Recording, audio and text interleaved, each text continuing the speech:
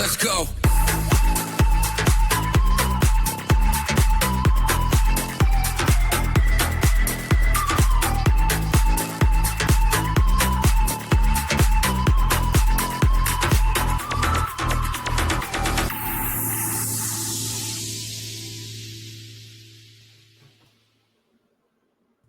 Hello and welcome to the Villa Park podcast. It's me, Rich, and I'm back with a couple of strangers. Actually, I had to double take when I came on backstage. I have got Kevin and Sam, the Villa Park Pod OGs, back in the house. Great to have you in, boys. Make sure you hit that like button, hit the subscribe button, help us on the road to 10,000 subscribers, and get your comments in, your thoughts on the upcoming Wolves game.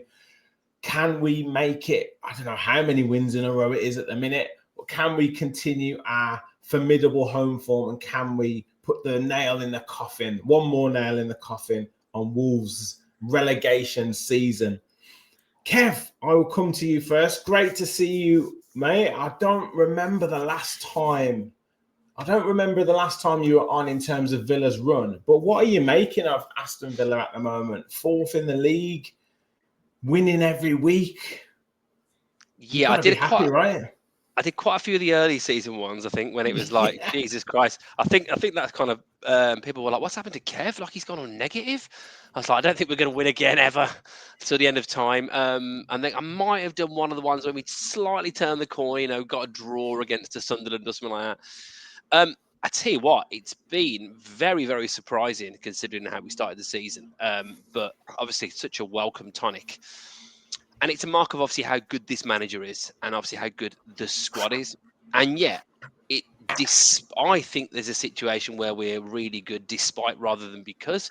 Because if you look at our team and our squad, we've still got quite a lot of attacking assets, supposedly, that aren't doing much. So for us to be doing it without a Sancho, a Guessand, a Watkins at the moment, doing a huge amount in terms of the attacking areas, is staggering. There's not many teams that would have their main strikers so out of form, and beyond this kind of run that run in both the Europa League and the Premier League. So huge credit to Unai Emery and his team and his staff. This squad, obviously the fact we haven't spent huge amounts of money in recent seasons, to still be at this level going into sort of the Christmas period is a fantastic achievement. And if we can just keep there or thereabouts, get to January, maybe, move a few things around, who knows what this season could hold. We could be getting some Carpe DMs from Kev yet again.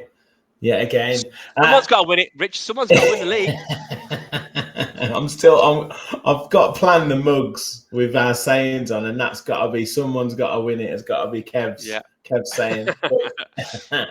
But Sam, great to have you back on the pod as well, mate. I mentioned this to George, I think it was the other night, about the wins that we've had, and kind of some of them being different types of wins, and that's really pleasing. Somewhere we've had to come from behind, somewhere we've had to soak up the pressure, somewhere we've been dominant, and that's the sign of a good team, where you can win in different ways. So yeah, same question to you. What have you made of Villa's run, and how are you feeling right now about Villa's season? Yeah, cool. I mean, firstly, there's two things. I don't know if I've acquired the stranger title as much as Kev has yet. Right, I've not been on for a couple of months, but I think my recent record's better. The second thing is, these headphones aren't actually plugged into anything, but I just felt left out. So I I love it. Because, the hell not. I reckon take these off because I can't really hear anything. Right. What was the question? How Villa doing? Yeah, we're doing all right. Yeah, it's really good. There's, I think, considering everything that Kev has very concisely summarized from the beginning of time up till now, we're doing pretty well. I think, the start of the season looked a shocker, didn't it? It looked like we didn't score in the first 5 games, had like one shot on target in the whole time. Lost in the cup, lost games we didn't really expect to lose, lost to go-ahead Eagles. It was all a bit of a shambles, really. And the way that we've turned the corner, I think it's crazy. I didn't really see this kind of upturn in form to this extent this quickly. We went from looking like we didn't really know how to play football to playing some really scintillating stuff at times. Morgan Rogers at the start of the season was in the bin, and now he's dominating every game. He's got his confidence back, and the likes of Buendia, stepping up, and even Matty Cash this season, he's supposedly our top goal scorer at this point. So a lot of players have kind of stepped up to fill that void that's left by other players who aren't really performing at the moment. And yeah, just testament to Unai Emery, and this is why I was on a lot at the start when we weren't doing very well, and our comments were littered with oh, it was time for a change, or do we start questioning Emery and his stubbornness and I said really early doors, like, oh, he's got carte blanche for me. He can do what he wants. Like, I'm not even close. Like, so much else had to have happened for me to start questioning Unai Emery, and he's just kind of shown why. But I think what I really like about the upturn in form is that we did change and we did adapt, and we were playing in a different way, and we were moving the ball up quicker. And I think that's what we all said. Where's the urgency? Oh, playing too slowly. And now we play a lot quicker. We play through the lines where, seem more up for it. And it's a really good sign. It's a really good sign of things to come. Like Kev says, riding high just before Christmas. But I saw a tweet the other day that was like, this is a part of the season where Villa are really high up in the table and start begging for everyone to notice them and pay attention to them. And then end of the season, same old. But no, I think, you can only play the games that you've got, and I think we've done really well so far. Yeah, absolutely. And before we get on to Sunday's game against Wolves, Kev, the squad that is assembled, and look, I think all Villa fans would have been forgiven for thinking, do you know what, we haven't strengthened properly. And you have said, some of the players that have been brought in even haven't kind of stepped up yet to the plate. One of them might even be going back to his parent club in January. But when you look at some of the games where we've had the Barkley, Sancho, even Tielemans, Malen, multiple players coming off the bench to change games, that shows you the ability that we've got in the squad to compete at and see out a game if we need to, win a game from behind if we need to, continue our momentum if we need to. The squad that he's got now is a pretty solid squad, isn't it? Yeah, I don't know too much about Sancho changing many games at the moment. But yeah, you get my point. I get your point. Yeah, this is a real asset of ours. We had it last season. We've always been pretty well stocked in midfield areas, but I think the thing is this season we probably didn't expect. Barkley had some personal issues going on, was nowhere to be seen for the first few months. All of a sudden he's coming. I think he's been looking great when Barkley's come in. Really think he has. He's obviously contributed as well. We wouldn't have expected him. We wouldn't have expected Buendia to do what he's done. Rogers looked like he was doing everything he could do to get a move, and now he looks like the best player in the league again. Malen, in and out of the team and not doing much. All of a sudden, he's contributing what he's contributing. It's been excellent. Cash, as Sam alluded to, stepping up. McGinn's got a few goals, and we've struggled in recent years when it only has been, Watkins and Duran seemingly the only ones scoring last season at different times. So, but we've needed that. But it's such a strength of yours if you can bring off the bench some of the assets that we've got. I think a lot of Premier League teams now have got good players. Even some of the lower teams can bring off some weapons off the bench. I see some teams and I think, my God, you've just, Fulham brought on, Smith Rowe today. He's decent player. To see out a game they were 2-0 up on. Just as an example. But we've done it really well, and I think the thing now for me, the question for Villa is, when do these players deserve maybe a starting berth with the players that aren't performing in the team, or is it better to keep them as the finishers that they seemingly have become? Because tired defence, it's a bit cliche, but you're bringing on a Marlon, you're bringing on an Ian Matson, you're bringing on a Barkley to calm things down. That is clearly working. And is it different if all of a sudden Matson starts and Marlon starts? I don't know. I think Emery knows what he's doing, certainly. But I would just love it if we had some more attacking options that we could rely on a bit more. Yeah, I think everyone's in agreement with that. Certainly. Coming on to Wolves, then, Sam. 2 points, I think, in the league, bottom of the league. Changed their manager, brought Rob Edwards in. It's all pointing to a Villa win, isn't it? No, yeah, that's what you think if you've never watched Villa before, or a Villa Wolves game. No, it's all pointing to a Wolves win for absolutely no reason. But yeah, I mean, you couldn't find a better time to play Wolves. To be fair, that being said, historically they have managed to get the better of us. So I think they just turn up like it's their Champions League final, isn't it? And for us, it's I mean, for the fans, it's in recent years become about not losing to them again. I always remember when we were 2-0 up in the 80th minute a couple of seasons ago, and Dean Smith days. Yeah, they won. They won the end of Dean Smith, and I was just like, oh man, here we go again. But no, like you say, that they seem to be pretty in the bin. Not playing world class stuff, but this is this sort of the Premier League is like. On any given day, you can see, look at Liverpool getting battered every other week, and football doesn't really work like that. It's not about the team on paper; it's about the team that shows up on the day and the desire and what it means to them and the way that the fans lift them, and and so you'd think I wouldn't put money on Wolves. But at the same time, I'm probably not going to put any money on Villa, right?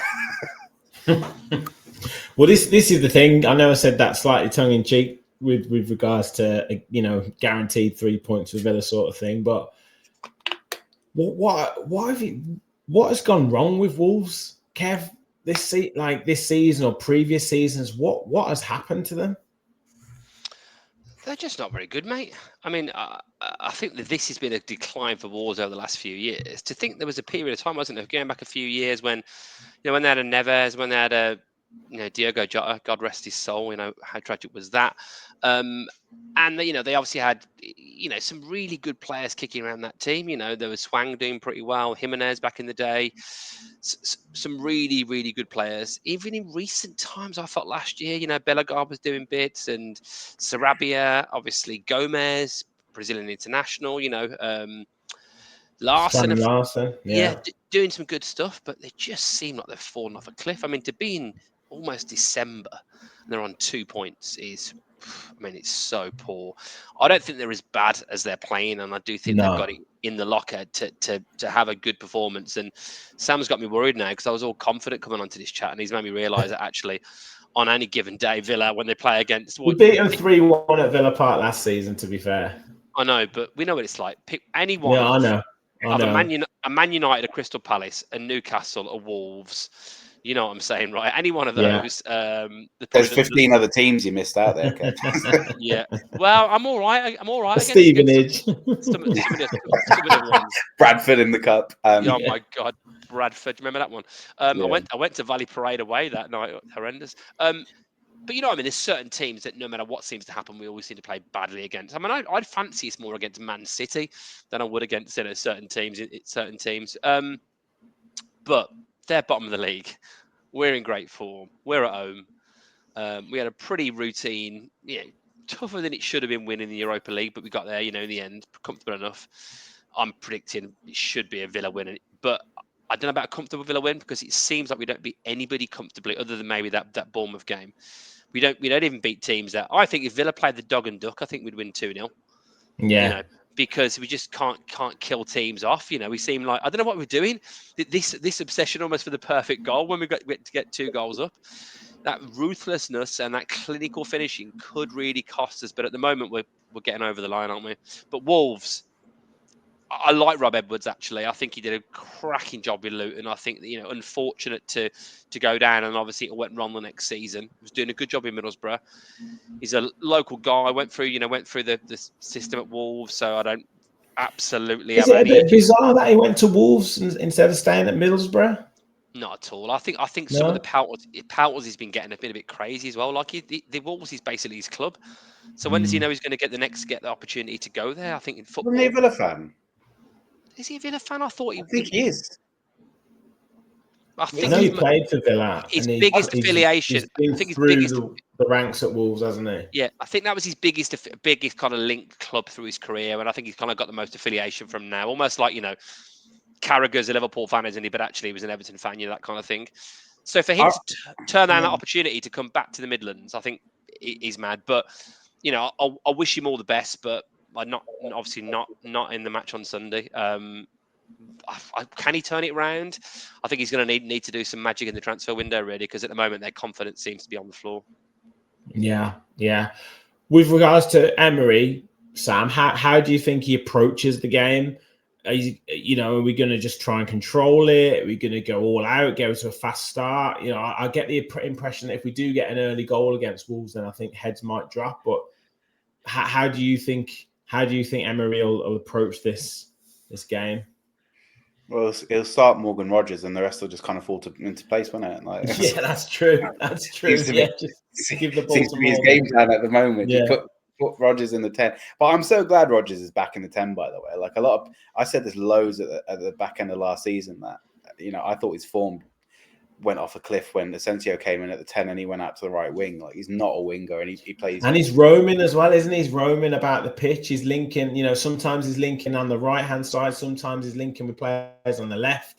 He loves that kind of ability just to roam in different spaces. Yeah, you need that. And he's, I think Emery will see this as a game.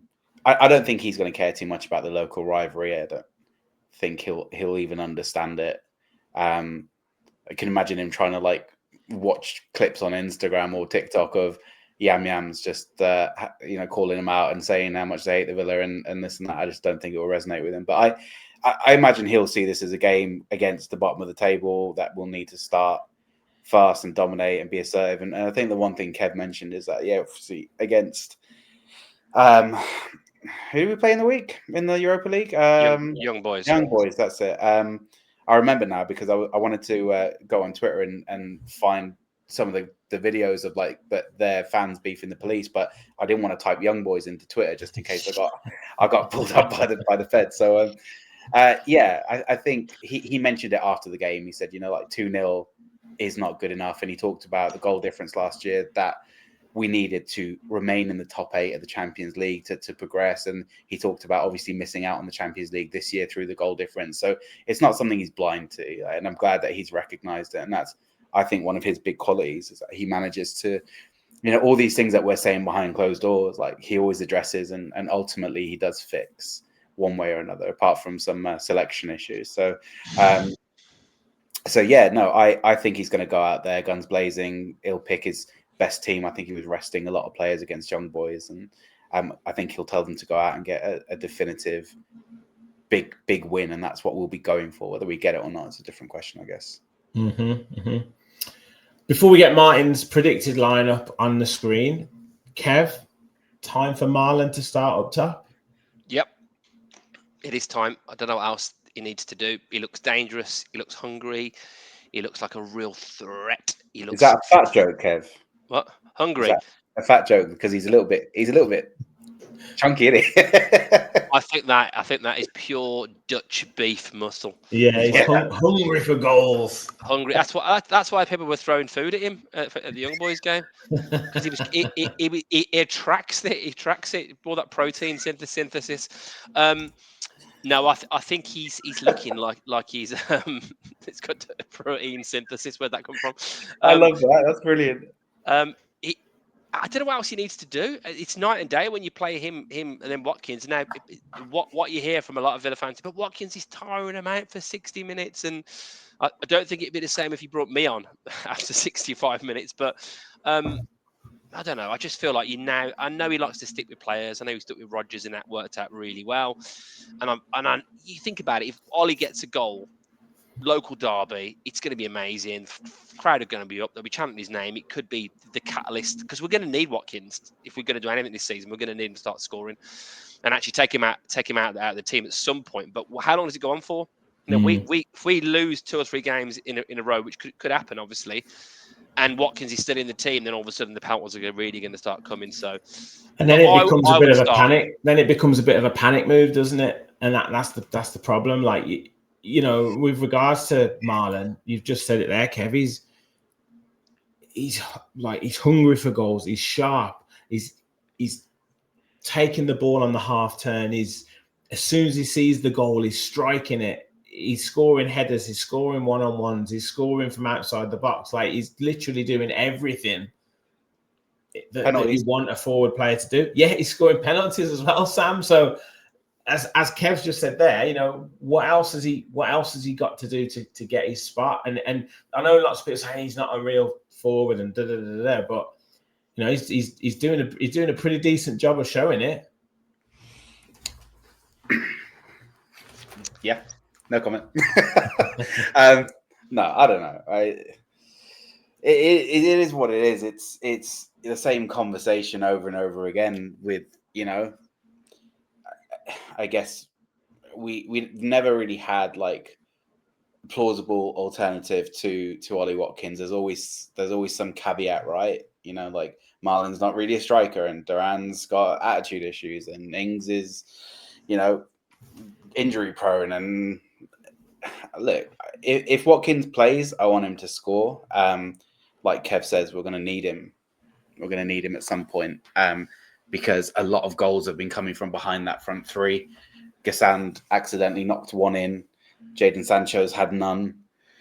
Ollie Watkins has had 1 in 19 and 5 in 45 or 5 in 50 or something like that.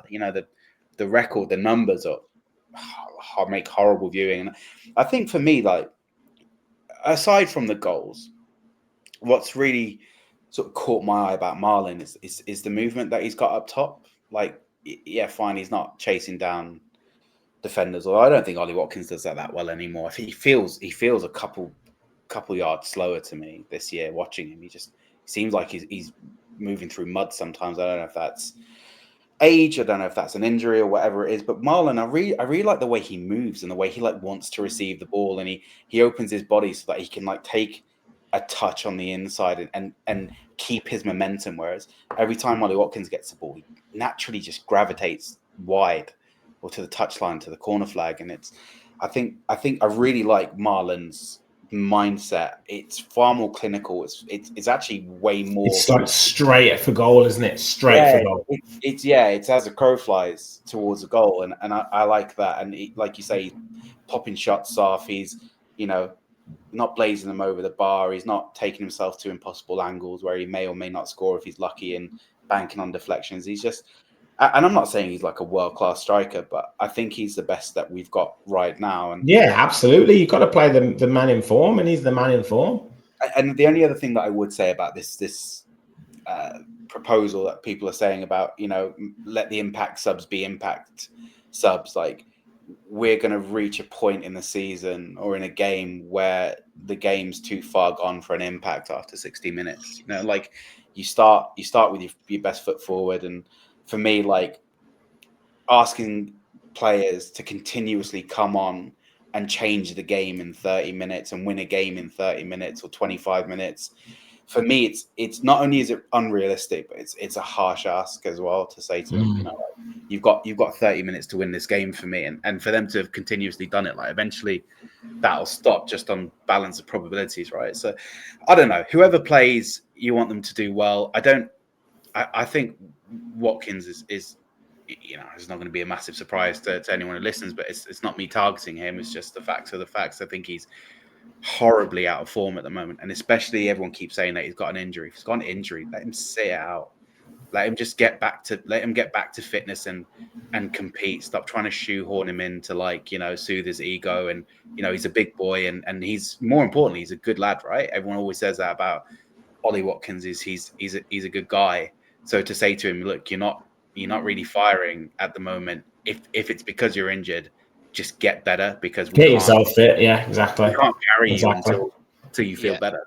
It's not his fault also if Emery keeps picking him, and there's no doubt for me he's a good guy. You can tell the way he comes across. In fact, my kids met him outside the sort of to where the car park is, and he was an absolute gent to him. You know, when a few of the other players kind of like, you know, snubbed him and walked off, he really made a kind of went out of his way and made a beeline across to some of the younger fans, which was lovely to see, and they'll remember that forever. You know, they're buzzing about, you know, having a signature on a ball and stuff. So, you know, real thoroughly stand-up guy. Been amazing for the club in the last few years. His form has dropped. It's sad, and I'm just so thankful the team is in a good position now. If he can turn it around, somehow, it would be amazing. But when is that right time to take him out of the firing line? Sam gives you some of those stats, and it doesn't really matter who you are. You could be the biggest Ollie Watkins fan in the world. You can't refute those stats in terms of at this level in the Premier League. And if you look at like in recent times, you talk about options up top. Well, we did have one, didn't we, in terms of Rashford, and when Rashford came in, obviously, I mean, maybe more of a wide left forward, but obviously Watkins was out of the team. You think about some of the numbers. I mean, Rashford's numbers were pretty good in terms of goals and assists. Asensio's numbers were brilliant. Asensio, by the way, has got 6 in 9 in the league for Fenerbahce. Okay, maybe not quite as good, but still scoring goals. You know, Malen's got himself at 1 in 3 this season. But look at the run we went on when Rashford came into that team and Ollie was dropped. Like that's why we're playing in Europe this year, and that's why we got to the quarterfinals of the Champions League and beat PSG. You know, probably gave them the hardest game of the season, if I'm being honest. And, you know, I think, you know, that's why I say take the goals out of it, and watch everything else Ollie Watkins does in a game, and it's poor. He just loses the ball so often, and for me, it's. Like Kev says, he can't be blamed if he keeps getting picked. And you know, you said it in our group chat, Rich. If Emery picks him, he must see something. So I'm not going to question it. I will question it, but I'm not. You know, like I'm not going to challenge it. It is what it is. But I'd love to know what he's seeing. You know, I'm really interested to understand it. But I don't think it's all on Watkins. I think, you know, you can equally look at Gassand, who's had as many minutes, if not more, and he's been just, oh my God, like Kev's little subheader there says it all. And, you know, Jadon Sancho seems disinterested. I don't think he's been playing poorly, but like against young boys, so many times when he took like 4 or 5 touches when he just didn't need to. Like, he doesn't look like that flary Jadon Sancho with all the ego and ability in the world. He seems, I don't know, he's either down on confidence or he's down on, you know, it's like he was trying to get on the ball to show that he wanted the ball, but he wasn't really doing a great deal with it. Like, he was getting on the ball so people could say, oh, Jadon Sancho's getting on the ball. But it was like, you know, it was in his own half and, you know, things like that. So I just want to see him be more decisive and direct. And, you know, it has been interesting that Rodgers has got himself back into form, but it's the central midfield that's actually won us these games. Yeah, I'll bring Martin's starting lineup up because he's gone for Kamara and Tielemans as his kind of central midfield pairing, but Amadou Onana, when he's been fit, has been absolutely dominant in that central midfield. And you're thinking with a battle like Wolves, I'll be more inclined to try and find a spot for Onana in that midfield. Yeah, it's a tough battle, isn't it, at the moment, in terms of looking at those midfield positions, because you could argue. I was arguing recently that I think Barkley deserves to start. How he's looked, you know, when Tielemans wasn't quite back in there. And Arna's been excellent. Kamara, Tielemans, Rodgers. That is difficult to displace 3. I think you'd be hard pushed to find anyone that would when push came to shove to say, actually, I'd take one of those out.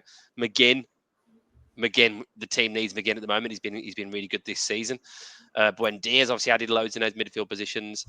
This is the thing, isn't it? Really, like we talk about that formation there with what Guesson did last season in terms of his numbers, obviously in Ligue 1, with Sancho's pedigree, they should be nailed on for starting in one of those wide roles.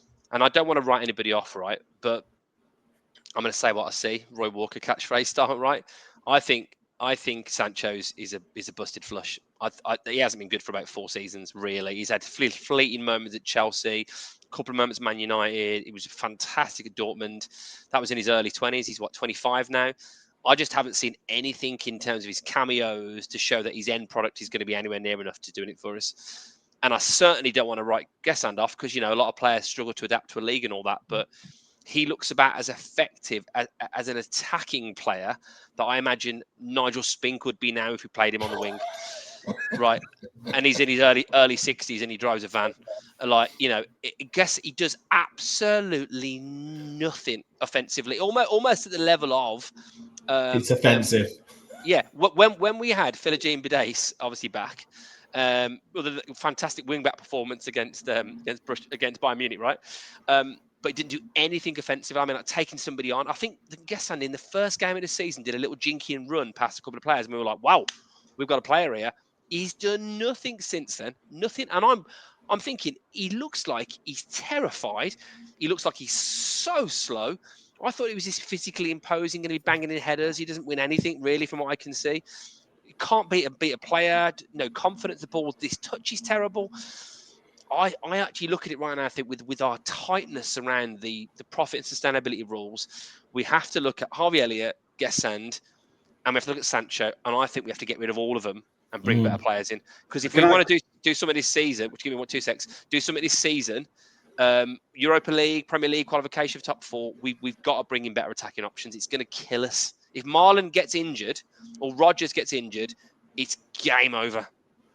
I don't disagree. The only thing I would say about Gessan, and I know that you were very clear about he doesn't do anything offensively, but actually defensively, he's not bad. Gessan, he tracks back a lot, and I think I can see why Unai plays him. Yeah, in the absence of anyone else, I kind of get it, because defensively he actually works really hard, and I don't think he's slow. I just think as soon as he gets the ball, that's where he struggles to run. He doesn't really like it with the ball at his feet. Like he's not, for me, he's not a good player. And I know, Kev, you mentioned, like with the numbers that he got in Ligue 1 last year, he should be stapled on, but I think he only got like 12 goals in Ligue 1 last year. So like for me. I completely agree with Kev. I think George said in our group chat the other day, if it was up to him, he'd keep Harvey Elliott, and because you kind of, for 30 mil, you're kind of getting him at a really low price in the current existing market, and there's a potential to flip him for more money if you can get him into form, because Harvey Elliott's that kid from Liverpool, and once he starts banging in goals. I honestly wonder if Sky are on a commission basis here, the way they've been trying to sell Morgan Rodgers since his form. But they'll do the same for Harvey Elliott. Yeah, that's what I'm saying. So I kind of agree. I would keep Harvey. And like the thing is, I don't think we've seen enough of him to say, oh, he's a bust. He's not played. No, exactly. Yeah. And I do wonder if it's so that the obligation to buy doesn't kick in. For me, it seems almost nailed on, because there's loads of times you would have brought him on just He's brought kids on ahead of him, and you'd have brought him on Thursdays to see what he was about and stuff like that. Exactly. I don't think it's anything he's done. I don't think Elliott's a busted flush. I think he's a quality player. I really like him as a player. I thought he was going to really add something to us. The fact he's so far down the pecking order. I mean, I look at it now, and I think I think a lot of Villa fans, a lot of football fans now's mind has changed. We've got our heads around it over the years. We look at that situation thinking Eden Suarez, the links obviously with Ateros. We've got loads of cash, we can spend it. We can't. And right now we are looking at a situation. We've got an expensive pair of trainers that we don't want to wear.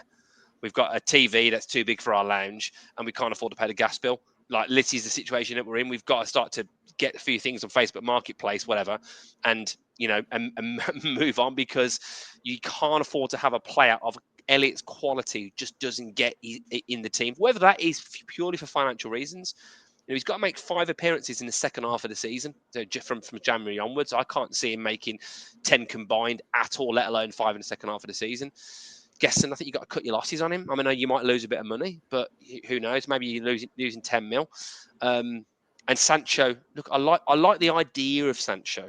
I like the idea of a lot of things in my life, but the reality of Sancho is he just isn't doing anything. When I look at some of the players in the Premier League that are adding value to teams, when I look at Thiago at Brentford, when I look at Semenyo, when I look at some of these players that I'm seeing across the league that are looking absolute quality, good players, hungry, adding something to teams.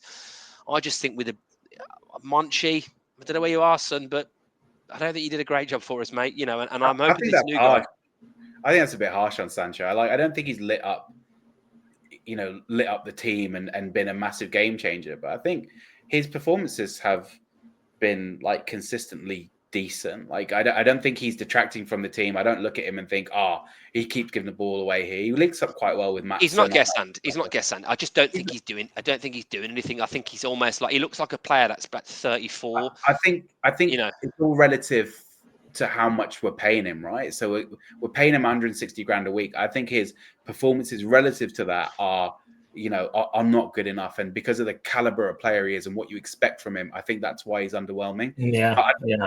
I don't think he's been. I don't watch any of his games and just think, Sancho needs to come off it. He's been terrible. He kind of goes under the radar, like Rich says. He looks like he's showing for the ball when actually I'm not sure how much he wants it. And for me, my analysis is, and I've never been the what they call it, body language police or anything like that. But he just doesn't. He's always been like that though. He's like Philogene and hands over sleeves, that kind of stuff. He's always been like that for me. But I think we're safe to say that we don't think either of them will be start. Well, we wouldn't start them against Wolves on Sunday.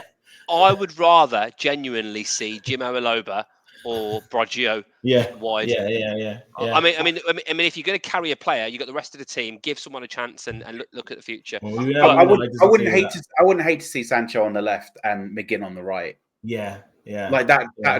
That'd be fine for me. Like if I wouldn't look at that team sheet and go, "Oh crap, Sancho's playing," because I mean, Martin's not put Gessan there, but I mean the chances are he's probably gonna play right on.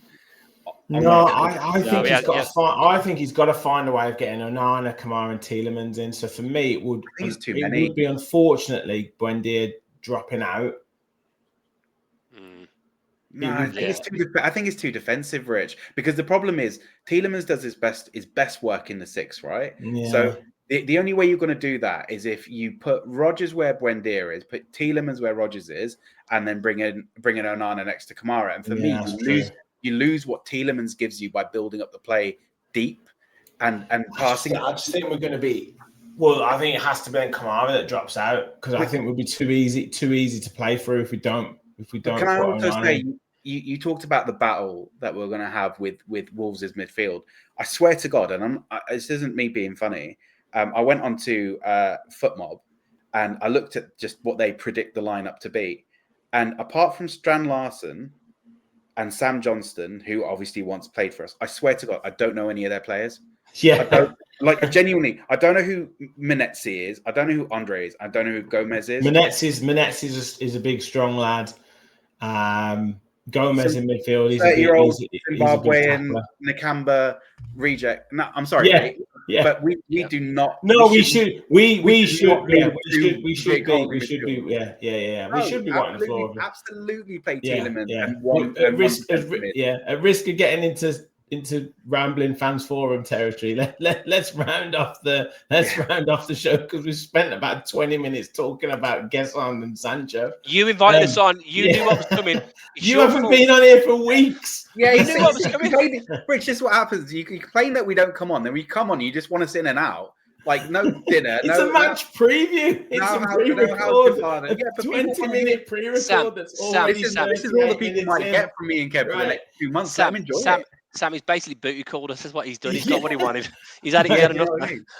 Yeah, get out, lads. Get a taxi. Yeah, he's got the clout. He's got the clout to be for Aston Villa against Wolves. And do you know what I think? I think we can talk about Luca Dean and whether him or Matt.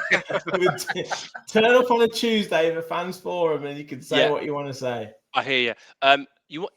Rich, I tell you what, shall I give you a score prediction like you just asked for? Yeah, please. That would be helpful. We've not been doing this for 4 years, Rich. We missed 2 months. Aston Villa 4, 2 from Gesand and a couple from Sancho. No, Aston Villa 4, Wolves 0. 4-0, a 4-0 win. I'm predicting it. I'm going for it. And who's scoring? 2 from Gesand, 2 from Sancho? Absolutely not. I don't think Gesand's ever scored 2 in training even. I'm going to say Ollie Watkins is going to score. Come on. John McGinn, Rodgers and Malen. 4 different scorers again. I like it. Sam, Aston Villa versus Wolves, scorers, please. I think we should really talk about Sancho, really, and where he fits it. No, I'm gonna go 3-1.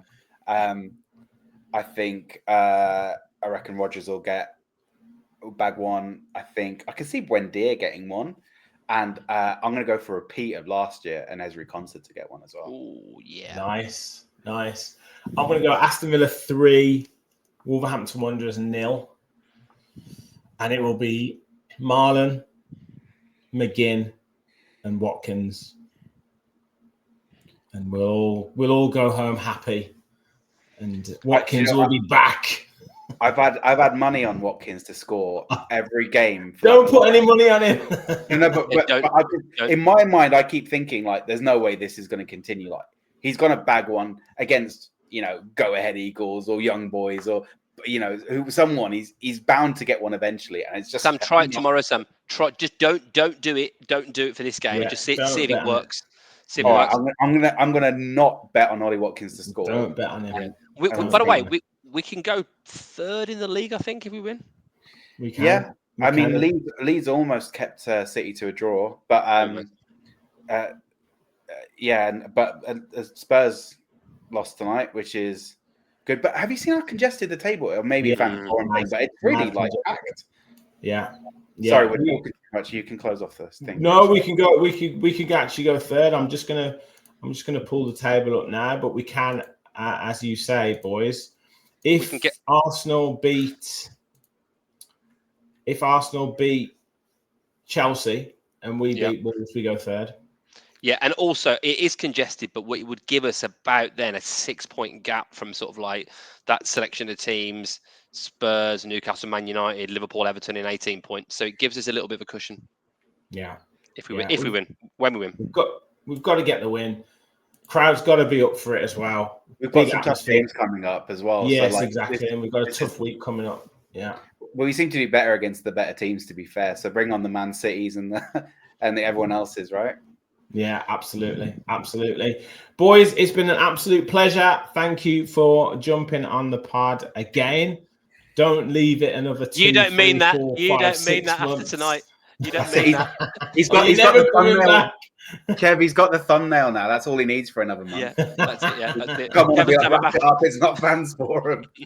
No, boys, it's been class, and I'm sure everyone will appreciate your return. Make sure you hit that like button. Make sure you hit that subscribe button. I'll be back on Sunday for Matchday Live watch along. Thank you for everyone joining over the last few watch alongs, and hopefully we get another victory. Then it'll be instant reaction, Lions Raw match reaction, fans forum, where I think Sam and Kev might join us to get a lot off their chest. So make sure you join us for that. Brighton's coming next week as well. And who have we got after Brighton? Arsenal. So a big week for Villa lay ahead. Thank you all for watching. And as always, remember, someone's got to win it, and we all follow the Villa.